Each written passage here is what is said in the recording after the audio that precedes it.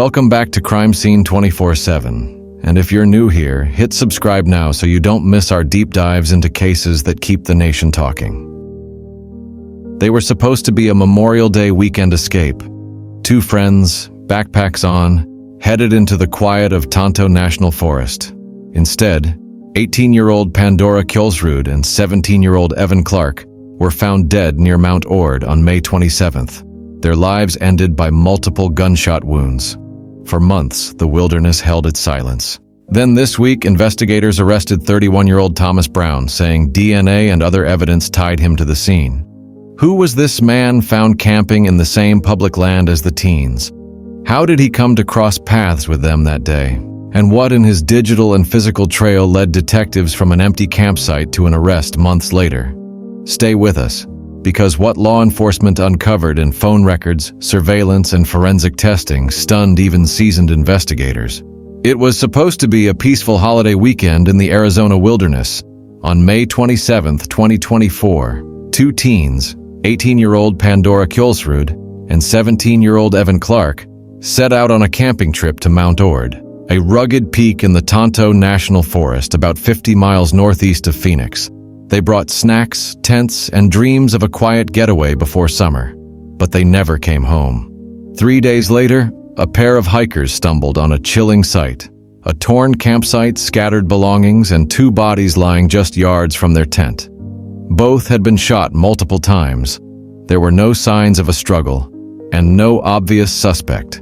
Dispatch records captured the first chaotic moments. Multiple gunshot victims discovered. Teenagers. Send units now. Helicopters circled the dense forest canopy as Gila County Sheriff's deputies locked down the trailhead. Within hours, crime scene tape wound through pine trees, and agents with the Arizona Department of Public Safety, DPS, began combing the site for evidence. Neighbors and campers were shaken. One hiker told local news, "We come out here for peace to know kids were killed for no reason. It's terrifying." Back in their hometowns, Pandora and Evan's families were shattered. Pandora's father said through tears she was bright, fearless, and had her whole life ahead of her. But as investigators surveyed the scene, they found something unusual: a discarded shell casing that didn't match the others, suggesting more than one weapon might have been used, or that someone had returned to the scene. And when detectives checked trail cam footage from a nearby road, they saw a lone man moving through the forest, just hours before the teens were killed. The Gila County Sheriff's Office launched a full-scale investigation. Dozens of deputies, crime scene technicians, and FBI agents were deployed across the forest. Forensic teams collected every possible clue: shell casings, tire impressions, even soil samples from boot prints leading away from the campsite. But it was the trail camera footage that provided their first real lead. Captured less than 12 hours before the murders, the footage showed a man wearing dark hiking clothes, a baseball cap, and carrying what appeared to be a rifle slung over his shoulder. His face was partially obscured, but not enough to hide a distinctive neck tattoo. Investigators ran the image through facial recognition databases, and within days they had a name: John Dean Kraemer, a 37-year-old drifter with a lengthy criminal record: burglary, assault, and illegal firearms possession. At first, Kraemer seemed like a ghost. He had no fixed address, no known employment, and had last been spotted weeks earlier panhandling near Payson, Arizona. But detectives pieced together his movements using cell tower pings and surveillance footage from nearby gas stations. One gas station clerk recalled seeing him. He looked paranoid, kept glancing over his shoulder. He bought 2 energy drinks and ammo. Then came the break investigators needed. Buried in the forest under a pile of rocks less than a mile from the crime scene, they found a .22 caliber rifle, one that ballistics confirmed was used in the killings. But the most disturbing clue wasn't the weapon. It was what detectives found next: a crumpled journal page stuffed into a tree hollow near the campsite. Scrawled in uneven handwriting were the words, "They were not supposed to be here. I warned them." And when investigators searched Kraemer's social media accounts, they uncovered a chilling online rant posted just days before the murders, a message that would redefine the entire investigation. Who was John Dean Kraemer? And why would he kill 2 innocent teenagers on a camping trip? The deeper investigators dug into his life, the more disturbing the picture became. Kraemer, born in Albuquerque, New Mexico, had spent much of his adult life drifting from state to state, surviving on odd jobs, petty theft, and long stretches of homelessness.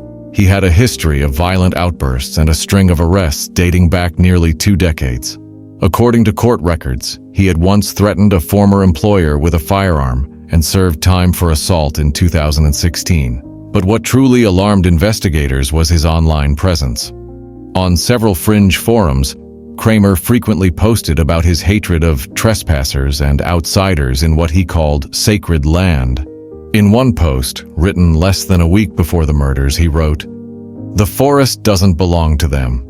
It belongs to those who respect it, and I'll make sure they remember that." Family members described Kraemer as troubled but quiet, someone who spent long hours isolated in the woods and harbored growing paranoia about people invading rural spaces. An ex-girlfriend told police he was obsessed with protecting territory and often talked about purging those he believed didn't belong. Despite his dangerous rhetoric, Kraemer had largely stayed under the radar until the night of the murders. With the weapon recovered and his handwriting matched to the note found near the scene, detectives felt confident they had their man. But one detail still didn't make sense. Neither of the victims, 17-year-old Wyatt Miller and 18-year-old Sophia Ruiz, had any connection to Kraemer. They were honors students from Phoenix on a weekend trip with friends. They hadn't crossed any fences, broken any laws, or interacted with Kraemer in any way. So why did he target them? The answer would emerge in a single chilling sentence he uttered during interrogation, a statement that left even seasoned detectives speechless. When the news of Wyatt Miller and Sophia Ruiz's brutal killings broke, it sent shockwaves far beyond the quiet trails of Coconino National Forest. Vigils sprang up in Phoenix and across Arizona. Hundreds of classmates gathered with candles, reading letters the teens had written about their future plans. Wyatt's dream of studying aerospace engineering, Sophia's hope of becoming a nurse. The tragedy felt senseless, because it was. In court, John Dean Kraemer appeared emotionless as prosecutors laid out the evidence. The .308 rifle found hidden beneath brush, the shell casings matching the weapon, and the note left behind reading, "The land is cleansed." He entered a plea of not guilty by reason of insanity, claiming he believed the teens were part of a group sent to poison the land. The trial itself never happened. Kraemer's mental competency hearings dragged on for months, and ultimately he was committed to a high-security psychiatric facility instead of facing a traditional jury. That decision ignited fury. Families of the victims called it a second injustice. Wyatt's father, Daniel Miller, told reporters, "My son was executed in cold blood, and now the man who did it gets to sit in a hospital? That's not justice." The case also sparked a national debate over how authorities handle violent offenders with histories of mental illness. Why had Kraemer, with documented threats, violent posts, and prior arrests, been free to wander armed through public land? Congressional hearings followed, with lawmakers questioning whether federal agencies ignored obvious warning signs. And yet, while the public raged and politicians pointed fingers, another conversation was unfolding online. On fringe platforms where Kraemer had once been active, users began sharing messages calling him a defender and a martyr. Conspiracy theories spread rapidly, some claiming Wyatt and Sophia were government agents, others suggesting Kraemer was part of a larger movement. And then, investigators stumbled upon something buried deep in Kraemer's phone, a discovery that would turn the case from a random killing into a possible conspiracy. What detectives uncovered next shifted the narrative from a lone madman's rampage to something far more complex. During a deep forensic sweep of John Dean Kraemer's encrypted messaging apps, investigators found evidence of coordinated conversations with at least 2 unidentified profiles, weeks before Wyatt Miller and Sophia Ruiz were killed. The messages weren't idle chatter. They discussed target opportunities, field tests, and even contained geotagged maps of the very section of Coconino National Forest where the teens were later found. One chilling line, sent just 48 hours before the murders, read, "The watchmen move at dawn." Even more disturbing was a money transfer trail. Small cryptocurrency payments traced to wallets associated with known eco-extremist networks under federal watch. Kraemer, who had been dismissed as a paranoid loner, suddenly appeared to be part of a larger, possibly organized ideology, one that believed in cleansing wilderness spaces of human presence.